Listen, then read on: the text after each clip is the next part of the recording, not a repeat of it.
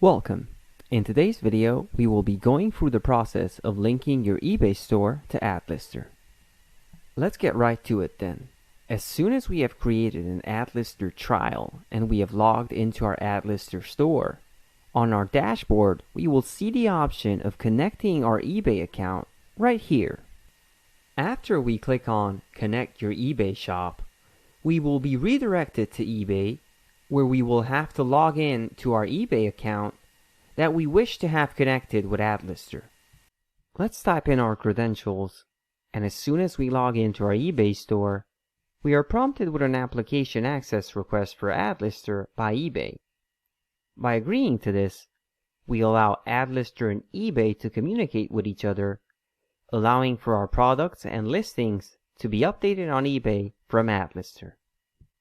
I would like to mention that this does not compromise your eBay store security at all. These were all the steps that were needed to be taken in order to connect your eBay account. I hope this video was useful in walking you through the process of connecting your eBay store to AdLister. If you're interested in all of the other features AdLister has to offer, visit our website on the links below. Also, don't forget to like the video if you found it useful, and subscribe to our channel if you want to stay up to date with future videos. Thank you for watching.